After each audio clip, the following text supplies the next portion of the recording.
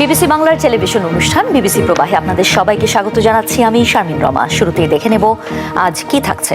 সেনাবাহিনীর শীর্ষ পদে রদবদল। ডিজিএফআই প্রধান হচ্ছেন Kaiser Rashid Chowdhury. Chief of general staff নিয়োগ পেলেন লেফটেন্যান্ট জেনারেল মাইনুর রহমান।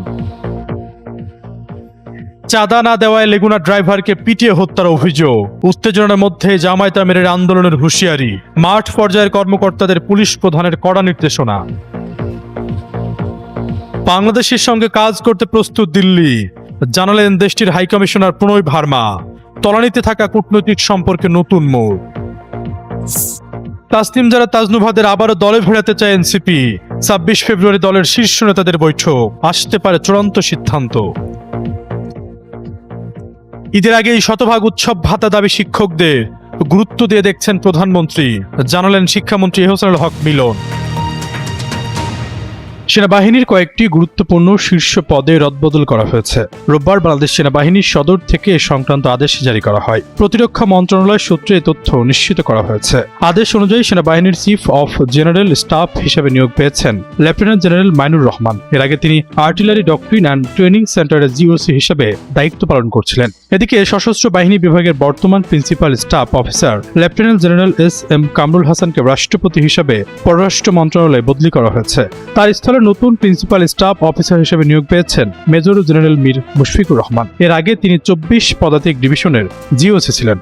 চাঁদাবাজি, ছিনতাই ও মাদক প্রতিরোধে মাঠ পর্যায়ে পুলিশ কর্মকর্তাদের কঠোর ব্যবস্থা গ্রহণের নির্দেশ দিয়েছেন পুলিশের মহাপরিদর্শক বাহারুল আলম। তিনি বলেন, যে কোনো মূল্যে স্বাভাবিক আইনশৃঙ্খলা বজায় রাখতে হবে। কেউ চাঁদাবাজি বা সন্ত্রাস, মাদক সংক্রান্ত অপরাধে জড়ালে দলমত নির্বিশেষে তার বিরুদ্ধে আইনানুগ ব্যবস্থা নিতে হবে। রোববার বিকেলে পুলিশ সদর দপ্তর থেকে দেশের সব পুলিশ ইউনিট প্রধান, metropolitan police commissioner, range DIG ও জেলার পুলিশ সুপারদের সঙ্গে আয়োজিত এক ভার্চুয়াল সভায় আইজিপি নির্দেশনা দেন। আইজিপি বাহারুল আলম স্পষ্ট ভাষায় বলেন, কার্যক্রম নিষিদ্ধ করা হয়েছে। এমন কোন রাজনৈতিক দলের তৎপরতা চলতে দেওয়া যাবে না। কেউ যদি জনজীবনে বিশৃঙ্খলা সৃষ্টির চেষ্টা করে তবে ছাড় না দিয়ে কঠোরভাবে আইন প্রয়োগ করতে হবে। মহাসড়কে ডাকাতি প্রতিরোধে হাইওয়ে পুলিশকে বিশেষ নির্দেশনা দিয়ে আইজিপি বলেন, যে কোনো মূল্যে মহাসড়কে ডাকাতি বন্ধ করতে হবে। এক্ষেত্রে হাইওয়ে পুলিশের পাশাপাশি জেলা পুলিশকেও সমন্বিতভাবে কাজ করা এবং কার্যকর প্রতিরোধ ব্যবস্থা নেওয়ার নির্দেশ দেন তিনি। সভায় পুলিশ সদর দপ্তরের সংশ্লিষ্ট অতিরিক্ত আইজিপিরা উপস্থিত ছিলেন।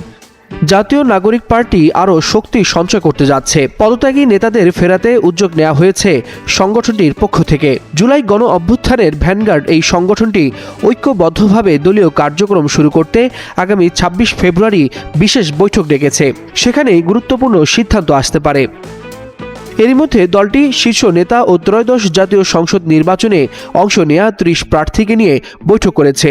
দলের নির্বাচন পরবর্তী করণীয়, সাংগঠনিক কার্যক্রম এবং পদত্যাগ করা নেতাদের দলে ফিরিয়ে আনা সহ নানা বিষয়ে একাধিক বৈঠক করতে যাচ্ছে এনসিপি। ওই বৈঠকে সাংগঠনিক আলোচনা সহ আগামীতে কি করণীয় এমন একটি রূপরেখা উঠে আসবে। এ প্রসঙ্গে শনিবার সন্ধ্যায় এনসিপির যুগ্ম আহ্বায়ক ও দলটির নির্বাচন পরিচালনা কমিটির সেক্রেটারি মনিরা শারমিন যুগান্তরকে বলেন, আগামী ২৬ ফেব্রুয়ারি আমরা গুরুত্বপূর্ণ সভা ডেকেছি। ওই সভায় বিস্তারিত আলোচনা হবে। নির্বাচন পরবর্তী আলোচনা ও আগামী দিনের পরিকল্পনা নিয়ে সভায় গুরুত্বপূর্ণ আলোচনা হবে। আমরা সিদ্ধান্ত নেব আগামীতে কি করব, কি করা উচিত। ত্রয়োদশ জাতীয় নির্বাচনের আগে এনসিপি থেকে পদত্যাগ করেন দলটির জ্যেষ্ঠ যুগ্ম সদস্য সচিব ডাক্তার তাসনিম জারা, যুগ্ম আহ্বায়ক খালেদ সাইফুল্লাহ, যুগ্ম আহ্বায়ক তাসনুভা জাবিন সহ সারা দেশের বিভিন্ন স্তরের নেতাকর্মীরা। তাদেরই দলে ফেরানোর চেষ্টা করছে এনসিপি। দল থেকে যারা চলে গেছেন তাদের ফিরিয়ে আনা প্রসঙ্গে মনিরা শারমিন বলেন, যারা চলে গেছেন তাদের কারো পদত্যাগপত্র গ্রহণ করা হয়নি। আমরা একসঙ্গে আন্দোলন করেছি, একসঙ্গে হেঁটেছি, সংগ্রাম করেছি। আমাদের ২৬ ফেব্রুয়ারির সাধারণ সভায় এই বিষয়গুলো উঠে আসবে। আমাদের দরজা খোলা। যারা চলে গেছেন তাদের কি করে ফিরিয়ে আনা যায় এবং আগামী দিনে দল আরও শক্তিশালী কিভাবে করা যায় এ বিষয়ে আলোচনা হবে। সভায় পুরো বিষয়গুলো নিয়ে আলোচনা হবে। আলোচনায় তৃণমূলের দলের সাংগঠনিক দুর্বলতার বিষয়টিও উঠে আসবে। মূলত আমরা এখন সংগঠনে জোর দিতে চাচ্ছি। নাম প্রকাশে অনিচ্ছুক দলের এক শীর্ষ নেতা বলেন, এখন দলকে আরও শক্তিশালী করতে হবে। যারা চলে গেছেন তারাও আসবেন। নতুন করে দলে আরও নেতাকর্মী যুক্ত হবে। নির্বাচনে এনসিপি সাধারণ মানুষের যে অংশগ্রহণ পেয়েছে তাদের নিয়ে দল আরও এগিয়ে যাবে, শক্তি অর্জন করবে। এরই মধ্যে দলের শীর্ষ নেতারা সাফ জানিয়ে দিয়েছেন দলকে আরও এগিয়ে নিতে যা যা করণীয় তা করা হবে। এবারের নির্বাচনে এনসিপির প্রার্থীদের অনেকেই বিপাকে পড়েছিলেন তৃণমূলে যথাযথ সংগঠন না থাকায়। এখন তৃণমূলে সংগঠন দাঁড় করাতে সব ধরনের ব্যবস্থা নেওয়া হবে। এমপিওভুক্ত শিক্ষকরা ঈদের আগেই শতভাগ বোনাস দেওয়া সহ শিক্ষামন্ত্রী ডক্টর এহসানুল হক মিলনের কাছে 13 দাবি জানিয়েছেন। রোববার শিক্ষা মন্ত্রণালয়ে এক বৈঠকে দাবিগুলো তুলে ধরে শিক্ষক কর্মচারী ঐক্যজোটের চেয়ারম্যান অধ্যক্ষ সেলিম ভূঁইয়ার নেতৃত্বে একটি প্রতিনিধি দল। বৈঠকে উপস্থিত ছিলেন শিক্ষামন্ত্রী এবং প্রতিমন্ত্রী ববি হাজত সহ মন্ত্রণালয়ের ঊর্ধ্বতন কর্মকর্তারা। সেলিম ভূঁইয়া বলেন, আসন্ন ঈদুল ফিতরের আগেই যেন বেসরকারি শিক্ষকদের শতভাগ উৎসব ভাতা এবং বেতন দেওয়া হয়। এছাড়াও শিক্ষকদের যেন কোনো আর্থিক চাপ না থাকে, যাতে তারা নিশ্চিন্তে পাঠদান করতে পারেন। এ বিষয়ে শিক্ষামন্ত্রী বলেন, শিক্ষকদের শতভাগ উৎসব ভাতা দেওয়ার বিষয়টি পর্যালোচনা করা হবে। শিক্ষা মন্ত্রণালয়কে সবচেয়ে বেশি গুরুত্ব দিচ্ছেন প্রধানমন্ত্রী তারেক রহমান। শনিবার আমাদের ক্যাবিনেট মিটিং ছিল, মিটিংয়ের 90% সময় তিনি শিক্ষার ব্যাপারে দিয়েছেন। তিনি আরও বলেন, দাবি দেওয়া নিয়ে আর রাস্তায় আসতে হবে না শিক্ষকদের, এগুলো নিয়ে আমরা কাজ করব। জাতীয় সংসদে সংরক্ষিত নারী আসনে মনোনয়ন পেতে বিএনপিতে দৌড়ঝাঁপ শুরু হয়েছে। এক্ষেত্রে মহিলা দলের পাশাপাশি অতীতে ছাত্র দল করা নেত্রীরা বেশ এগিয়ে আছেন। এরই মধ্যে বিএনপির নীতি নির্ধারণী পর্যায়ের কাছে প্রোফাইল তৈরি করে দিয়েছেন বিভিন্ন সময় আন্দোলন ত্যাগ স্বীকার করা নেত্রীরা। 12 ফেব্রুয়ারি ত্রয়োদশ জাতীয় সংসদ নির্বাচনে বিএনপি এককভাবে 209টি আসনে জয় পায়। আসন অনুপাতে সংরক্ষিত 50টি নারী আসনের মধ্যে দলটি পাবে 35টি। তবে দলীয় সূত্রগুলো বলছে, নারী আসনের বিষয়ে দলের নীতি নির্ধারণী পর্যায়ে এখন পর্যন্ত কার্যক্রম শুরু হয়নি। বিএনপির বিভিন্ন পর্যায়ের দায়িত্বশীল নেতাদের সঙ্গে কথা বলে জানা গেছে, এবার সংরক্ষিত নারী আসনগুলো হবে নবীন প্রবীণের মিশ্রণে। তবে অপেক্ষাকৃত তরুণদের বড় একটা অংশকে দেখা যেতে পারে। পুরনোদের মধ্যে জাতীয়তাবাদী মহিলা দলের সভাপতি আফরোজা আব্বাস, সাধারণ সম্পাদক সুলতানা আহমেদ, বিএনপির কেন্দ্রীয় কমিটির সদস্য শিরিন সুলতানা, রেহানা আক্তার, ঢাকা জেলা বিএনপির সাধারণ সম্পাদক নিপুণ রায় চৌধুরী, নীলুফার চৌধুরী সহ রয়েছে বেশ কিছু নাম। তবে সংরক্ষিত আসন থেকে বিএনপির চমক হিসেবে দেখা যেতে পারে সঙ্গীত শিল্পী বেবি নাজনীন ও কনক চাপাকে। সিরাজগঞ্জ থেকে বরেণ্য সঙ্গীত শিল্পী কনক চাপা ও নীলফামারী থেকে বেবি নাজনীন আলোচনায় আছেন। বেবি নাজনীন সংসদে নারী প্রতিনিধিত্ব করার আগ্রহের কথা জানিয়ে গতকাল গণমাধ্যমকে জানান, তিনি দৌড়ঝাঁপ করছেন না, তবে যারা এ পদ দাবি করার যোগ্য অবশ্যই তাদের নাম লিখবে। এ বিষয়ে বিএনপি মহাসচিব ও স্থানীয় সরকার মন্ত্রী মির্জা ফখরুল ইসলাম আলমগীর গতকাল শনিবার গণমাধ্যমকে বলেন, সংরক্ষিত মহিলা আসনের মনোনয়নের বিষয়টি ঈদের আগে চূড়ান্ত হওয়ার সম্ভাবনা নেই। এদিকে সংরক্ষিত নারী আসনে বাংলাদেশ জামায়াত ইসলামী 11টি ও জাতীয় নাগরিক পার্টি 1টি আসন পাবে। অন্য 3টি আসন স্বতন্ত্র প্রার্থী ও নিজস্ব প্রতীকে জয়ী ছোট ছোট দলের মধ্যে বন্টন করা হবে। দলগুলো হলো বাংলাদেশ খেলাফত মজলিস, গণসংহতি আন্দোলন, বাংলাদেশ জাতীয় পার্টি বিজেপি, গণ অধিকার পরিষদ ও খেলাফত মজলিস। দেশের সর্ববৃহৎ স্থলবন্দর বেনাপোলে যোগাযোগ ব্যবস্থা সহজ হয়। এই বন্দর দিয়ে ভারতের সঙ্গে রেল ও সড়ক পথে সবচেয়ে বেশি বাণিজ্য হয়। তবে 1.5 বছরের বেশি সময় ধরে রেলপথে বাণিজ্য আগ্রহ হারিয়েছেন ব্যবসায়ীরা। 2024 সালের জুলাই আন্দোলনের আগে ভারত থেকে পণ্য নিয়ে বেনাপোল স্থলবন্দরে আসতো দৈনিক অন্তত 10টি ট্রেন। জুলাই বিপ্লবের পর সেটি নেমে আসে 3টিতে। 2023-24 অর্থ বছরে ভারত থেকে 41,000 টন পণ্য আমদানি হতো রেলপথে। পরের অর্থ বছরে এই পথে আসে 12,000 টন পণ্য। রেলে যখন করোনা কালীন সময়ে তখন জাতীয় রাজস্ব বোর্ডের উদ্যোগে রেলে মাল আমদানি অনুমতি দেওয়া হয়, কিন্তু তখন কোনো এসওপি ছিল না। আমরা অক্লান্ত পরিশ্রম করে বিভিন্ন ডিপার্টমেন্টের সহযোগিতায় বেনাপোল এবং যশোরে যেভাবে বীজ, বিভিন্ন শিল্পের কাঁচামাল এনে আনলোড করে দ্রুত পাঠাইছি, এবং অক্সিজেন এক্সপ্রেস, এটা তো একটা অকল্পনীয় ব্যাপার যে ট্রেনে অক্সিজেন আনা, সেগুলো আনা হয়েছে। তবে বেনাপোলের সেকেন্ড লাইন যখন করা হলো, তার পাশে কিন্তু কাদা, এগুলো ঠিক করতে হবে যাতে পাশে দাঁড়িয়ে মাল আনলোড করা যায়। আর নপাড়া বা সিংহে, যেখানে সিংহেতে যদি একটা আইসিটি ধরনের করা যায়, তাহলে কি হবে, বেনাপোলে মাল ক্লিয়ারেন্সের পরে এই পণ্য চালানগুলো এখানে আনলোড করে দ্রুত ডেলিভারি দেওয়া যাবে। পাশাপাশি বিভিন্ন রপ্তানিমুখী শিল্পের মাল এখান থেকে ট্রেনে করে আমরা সরাসরি পাঠাতে পারবো। বন্দর ব্যবহারকারীরা জানান, 2024 সালের 5 আগস্টের পর থেকে ভারত সরকার একাধিক নিষেধাজ্ঞা জারি করায় পণ্য আমদানি ব্যাহত হচ্ছে। রেল চলাচল কমায় বাংলাদেশি পণ্য রপ্তানিও কমেছে। পণ্য খালাসের জন্য তৈরি হয়নি কোনো কার্গো ইয়ার্ডও। সাম্প্রতিককালে রেল ওয়াগানের যে ক্যাপাসিটি, সেই ক্যাপাসিটি আসলে বেনাপোল বন্দরে গড়ে ওঠেনি। অর্থাৎ রেলে পণ্য আমদানি করার ক্ষেত্রে যে অবকাঠামোগত উন্নয়ন দরকার, সেই উন্নয়ন আসলে বেনাপোলে এখনো পর্যন্ত গড়ে ওঠেনি। জিপসাম আসতো, পাথর আসতো, এইগুলো রেলে যে আমাদের এখানে আসতো এগুলো কমে গেছে। আর তা ছাড়াও অবকাঠামো যে একটা টার্মিনাল করার কথা ছিল, কন্টেনার টার্মিনাল আমাদের এটা বেনাপোলের ভবারবের মজায়, সেটা এখনো প্রতিষ্ঠিত হয়নি। তবে ট্রেনে মালামাল আসলে ব্যবসায়ীদের অনেক সুবিধা, কারণ খরচ অনেক কম হয়, পণ্য আমদানিতে খরচ অনেক কম হয়, এতে ব্যবসায়ীরা লাভবান হয়। জুলাই বিপ্লবের পরে ভারতের সাথে আমাদের যেমন রপ্তানি, প্রচুর পরিমাণে পণ্য আমাদের রপ্তানি হতো, কিন্তু ভারত একতরফা আপনার ট্যারিফ নির্ধারণ করে দেওয়ার পরে এবং আপনার কিছু নিষেধাজ্ঞা দেওয়ার পরে সেইটা আমাদের রপ্তানি জায়গাটা কিন্তু অনেকটা কমে আসছে। পাশাপাশি আমাদের বাংলাদেশে বিশেষ করে ডলারের মুদ্রা বিনিময় হার, ডলারের মূল্য বৃদ্ধি এবং ভারতের সাথে আমাদের যে আমদানির যে বাজার ছিল সেগুলো অনেকটা আমাদের কমে গেছে। কিন্তু তারপরেও যেটুকু বিদ্যমান আছে সেইটুকুর জন্য আমাদের বেনাপোল বন্দরের যে অবকাঠামো, মাল ওঠানামার যে আপনার গোডাউন এবং বিশেষ করে একটি পণ্য একজন আমদানিকারক আনার পরে আপনার আনুষ্ঠানিকতা সম্পন্ন করে সেই মালটা পরবর্তীতে নিয়ে যাওয়ার যে বিধান, সেই বিধানের জায়গায় আমাদের কিছু ত্রুটি রয়ে গেছে।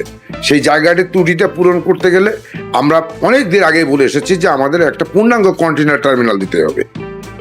রাজনৈতিক পরিস্থিতি স্বাভাবিক হলে বেনাপোল দিয়ে বাণিজ্য বাড়বে বলে মনে করেন বন্দর সংশ্লিষ্টরা। জানান, রেল স্টেশনে কার্গো ইয়ার্ড নির্মাণের পরিকল্পনাও রয়েছে। আগে বন্দরের রেলপথ দিয়ে ভারত থেকে গম, ভুট্টা, পাথর, চিনি, চাউল, সার, ধানের বীজ এই পণ্যগুলো আমদানি হতো, কিন্তু বর্তমানে এই পণ্যগুলো আমদানি হচ্ছে না।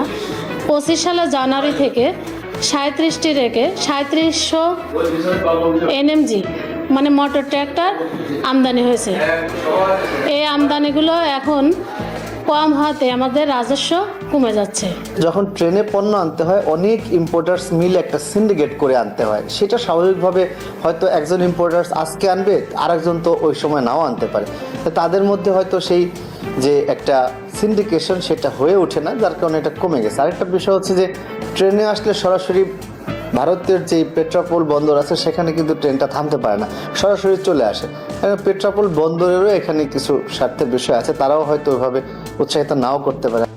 2023-24 অর্থ বছরে বেনাপোল স্থলবন্দরের রাজস্ব ছিল প্রায় 6 কোটি টাকা। 2024-25 অর্থ বছরে রাজস্ব নেমে আসে 2.5 কোটি টাকায়। দক্ষিণ এশিয়ার দুই প্রভাবশালী দেশ পাকিস্তান ও আফগানিস্তানের সীমান্ত আবারও উত্তপ্ত হয়ে উঠেছে। গত কয়েক বছরের উত্তেজনা এবং বৈরিতা এবার রক্তক্ষয়ী সংঘর্ষের রূপ নিয়েছে, যাতে দুই পক্ষের অনেক প্রাণহানি ঘটেছে। প্রশ্ন উঠেছে, কেন এই মুহূর্তে পাকিস্তান আফগানিস্তান সীমান্তে সংঘাত এত ভয়াবহ হয়ে উঠল? পাকিস্তান ও আফগানিস্তানের মধ্যকার এই দ্বন্দ্ব হঠাৎ তৈরি হয়নি। এর কেন্দ্রবিন্দুতে রয়েছে প্রায় 130 বছর আগের একটি চুক্তি। 1893 সালে আফগান আমির আব্দুর রহমান খান ও ব্রিটিশ ভারতের পররাষ্ট্র সচিব স্যার মর্টিমার ডুরান্ডের মধ্যে স্বাক্ষরিত হয় একটি সীমান্ত চুক্তি, যা ডুরান্ড চুক্তি নামে পরিচিত। এই চুক্তিতে আফগানিস্তানের ভেতরের পশতু অধ্যুষিত অনেক এলাকা ব্রিটিশ ভারতের অংশ হয়ে যায়। পরে এই সীমান্তই ডুরান্ড লাইন নামে পরিচিত হয়। ব্রিটিশদের নির্ধারিত এই ডুরান্ড লাইন সীমান্ত পাকিস্তান স্বীকৃতি দিলেও আফগানিস্তান কখনোই তা মেনে নেয়নি। এমনকি পাকিস্তানের জাতিসংঘ সদস্য পদেও আফগানিস্তানই ছিল একমাত্র দেশ যে এর বিপক্ষে ভোট দিয়েছিল। আফগানদের মতে এটি অন্যায় ঔপনিবেশিক সিদ্ধান্ত, যা তাদের মানুষ ও ভূখণ্ডকে বিভক্ত করেছে। তালেবান সরকারের উপপররাষ্ট্রমন্ত্রী শের মোহাম্মদ আব্বাস স্তানিকজাই বলেন, আমরা কখনোই ডুরান্ড লাইন স্বীকার করব না। আজকের অর্ধেক আফগানিস্তানি ওই লাইনের উপর পড়ে আছে। এটি একটি কাল্পনিক রেখা ছাড়া আর কিছুই নয়। 1980-এর দশকে সোভিয়েত আগ্রাসনের সময় পাকিস্তান ছিল আফগান মুজাহিদদের আশ্রয়স্থল। মার্কিন যুক্তরাষ্ট্রের সহায়তায় ইসলামাবাদ তখন কাবুলের সবচেয়ে ঘনিষ্ঠ মিত্র। কিন্তু সোভিয়েত সেনারা চলে যাওয়ার পর মুজাহিদদের ক্ষমতার লড়াই শুরু হয়। তখন পাকিস্তান তালেবানের পাশে দাঁড়ায়। ইসলামাবাদের প্রত্যক্ষ এই সহায়তায় 1996 সালে ক্ষমতায় আসে তালেবান। তখন মনে হচ্ছিল দুই দেশের সম্পর্ক নতুন বন্ধুত্বের দিকে এগোচ্ছে। 2001 সালের মার্কিন যুক্তরাষ্ট্রের 9/11 হামলার পর পরিস্থিতি পুরোপুরি বদলে যায়। মার্কিন নেতৃত্বাধীন জোট সন্ত্রাস দমনের জন্য আফগানিস্তানে হামলা চালায় এবং পাকিস্তান বাধ্য হয় যুক্তরাষ্ট্রের সঙ্গে যোগ দিতে। আর পাকিস্তানের এই সিদ্ধান্তেই ক্ষুব্ধ হয় আফগানিস্তানের তালেবান সরকার। তারা পাকিস্তানকে বিশ্বাসঘাতক ঘোষণা করে। এর পরিণামে সীমান্তে সন্ত্রাসী অনুপ্রবেশ বেড়ে যায়। তেহরিকি তালেবান পাকিস্তান TTP উত্থান এবং পাকিস্তানের ভেতরে একের পর এক হামলা ঘটে। পাকিস্তানের সেনাবাহিনী সীমান্ত পেরিয়ে আফগানিস্তানে বিমান হামলা চালিয়েছে। ইসলামাবাদের একটি শিয়া মসজিদে সাম্প্রতিক আত্মঘাতী হামলার সঙ্গে জড়িত সশস্ত্র গোষ্ঠীগুলোর ঘাঁটি লক্ষ্য করেই এই হামলা চালানো হয়েছে বলে জানিয়েছে পাকিস্তান। আফগানিস্তানের প্রতিরক্ষা মন্ত্রণালয় জানিয়েছে নাঙ্গারহার ও পাকটিকা প্রদেশে একটি ধর্মীয় স্কুল ও কয়েকটি আবাসিক বাড়িতে হামলা হয়েছে। এতে নারী ও শিশু সহ অনেক মানুষ নিহত ও আহত হয়েছেন। আফগান সূত্র বলছে শুধু নাঙ্গারহারেই অন্তত 17 জন নিহত হয়েছেন। এই ঘটনার ফলে পাকিস্তান ও আফগানিস্তানের মধ্যে চলমান উত্তেজনা আরও বেড়েছে। পাকিস্তান বলছে তাদের সেনাবাহিনী গোয়েন্দা তথ্যের ভিত্তিতে তেহরিক-ই-তালেবান পাকিস্তান TTP ও তাদের সহযোগীদের 7টি ঘাঁটিতে হামলা চালিয়েছে। পাশাপাশি সীমান্ত এলাকায় ইসলামিক স্টেট সংশ্লিষ্ট একটি গোষ্ঠীকেও লক্ষ্য করা হয়েছে। সম্প্রতি পাকিস্তানের খাইবার পাখতুনখোয়ার বান্নু ও বাজাউরে আত্মঘাতী হামলায় সেনা সদস্য সহ কয়েকজন নিহত হন। এর আগে 6 ফেব্রুয়ারি ইসলামাবাদের একটি শিয়া মসজিদে আত্মঘাতী হামলায় অন্তত 31 জন নিহত ও 170 জন আহত হন। ওই হামলার দায় স্বীকার করেছে ইসলামিক স্টেট। পাকিস্তানের দাবি এসব হামলার পরিকল্পনা আফগানিস্তানের ভেতর থেকে করা হয়েছে। তবে আফগান সরকার এই অভিযোগ অস্বীকার করেছে এবং পাকিস্তানের বিমান হামলাকে আন্তর্জাতিক আইন লঙ্ঘন বলে নিন্দা জানিয়েছে।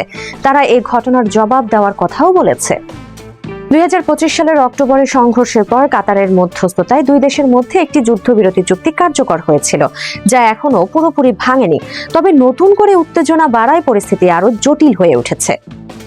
এই মুহূর্তে দুই পক্ষই তাদের নিজ নিজ অবস্থানে অটল রয়েছে বলে মনে হচ্ছে। তারা অস্থায়ী যুদ্ধবিরতিতে সম্মত হলেও কোনো পক্ষই পিছু হতে রাজি হয়ে নিজেদের দুর্বল প্রমাণ করতে চায় বলে মনে হচ্ছে না।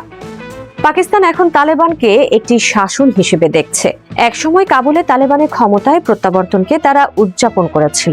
এখন পাকিস্তান চাইছে আফগান সরকার আরো অন্তর্ভুক্তিমূলক হোক। তারা হুঁশিয়ারি দিয়েছে, তালেবান যদি তেহরিকি তালেবান পাকিস্তান এর বিরুদ্ধে ব্যবস্থা নিতে ব্যর্থ হয়, তাহলে আফগান ভূখণ্ডের অভ্যন্তরে পাকিস্তানের হামলা অব্যাহত থাকবে। নিঃসন্দেহে পাকিস্তানের সামরিক বাহিনী অনেক বেশি শক্তিশালী। প্রযুক্তিগতভাবে তাদের উন্নত অস্ত্রশস্ত্র রয়েছে এবং তালেবান সরকারের বিরুদ্ধে যথেষ্ট ভূ রাজনৈতিক প্রভাব রয়েছে।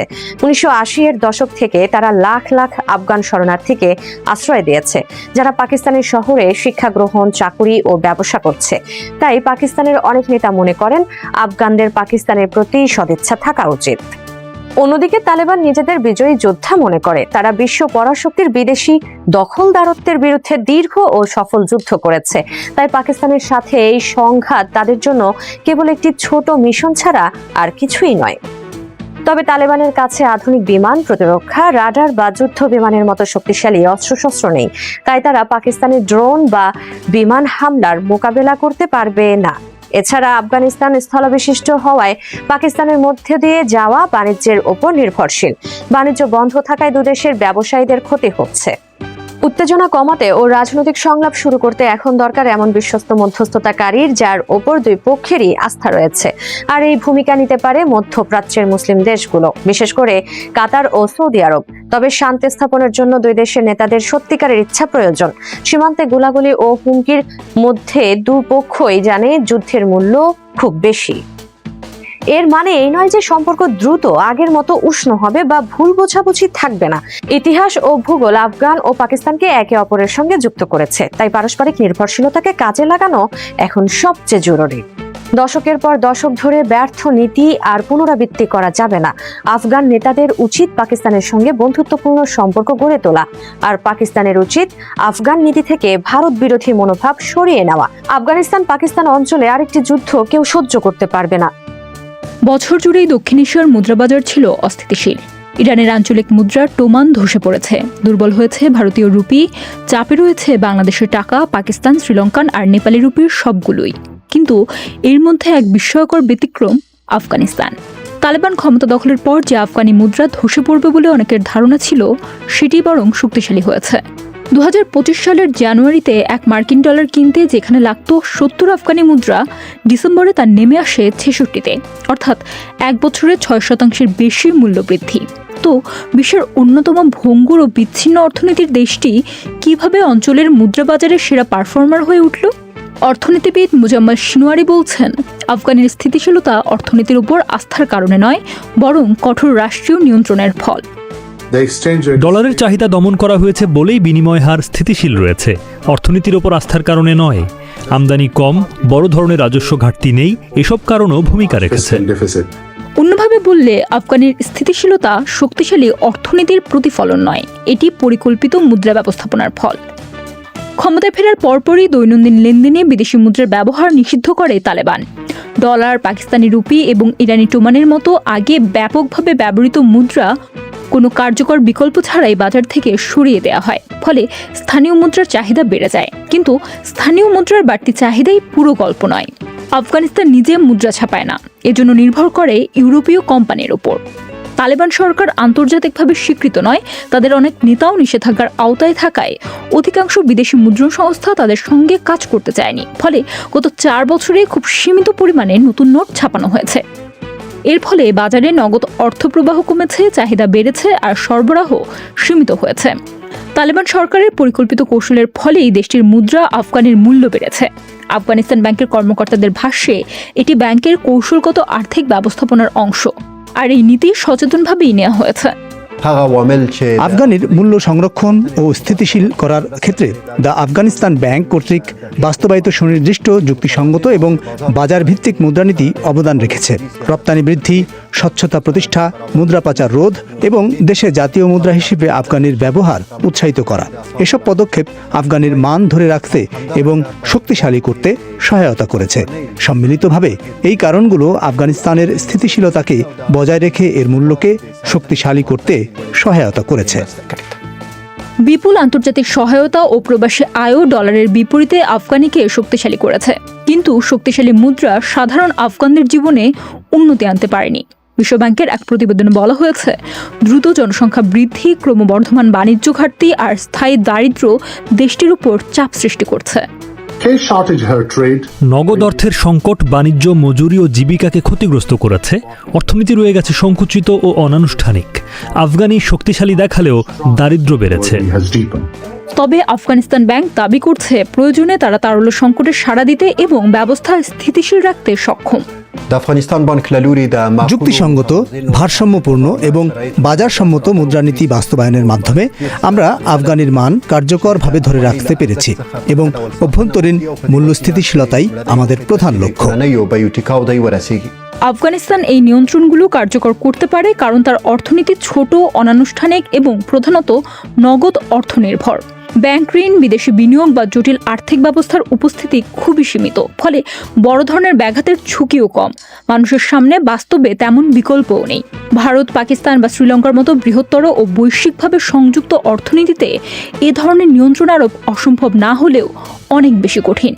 এই মুহূর্তে আফগানি স্থির রয়েছে, কিন্তু প্রশ্ন হলো, অর্থনীতির ভিত্তি দুর্বল থাকলে একটি মুদ্রা কতদিন শক্ত অবস্থানে টিকে থাকতে পারে?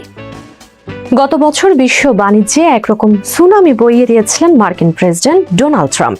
নিজের খেয়াল খুশি মতো শুল্ক আরোপ করেছেন বিভিন্ন দেশের ওপর। বিশ্ব নেতাদের বশে আনতে অস্ত্র হিসেবে কাজে লাগিয়েছেন শুল্ককে। ট্রাম্পের সেই অস্ত্রই এখন বাতিল করে দিয়েছেন মার্কিন সুপ্রিম কোর্ট। তবে এতে দমে যাননি ট্রাম্প। পরক্ষণেই প্রায় সব আমদানির ওপর 10% অস্থায়ী বৈশ্বিক শুল্ক ঘোষণা করেছেন তিনি। 6-3 ভোটে জিতে মার্কিন সুপ্রিম কোর্ট রায় দিয়েছে 1977 সালের আন্তর্জাতিক জরুরি অর্থনৈতিক ক্ষমতা আইন IEEPA ব্যবহার করে ট্রাম্প বিশ্বব্যাপী যে শুল্ক বসিয়েছেন তা তার নিজের ক্ষমতার সীমা ছাড়িয়ে গেছে। IEEPA প্রেসিডেন্টকে জরুরি অবস্থা দেখিয়ে বাণিজ্য নিয়ন্ত্রণের ক্ষমতা দিলেও নতুন করে শুল্ক বা রাজস্ব তোলার ক্ষমতা দেয় না। নতুন শুল্ক আরোপের ক্ষমতা কেবল কংগ্রেসের, প্রেসিডেন্টের নয়।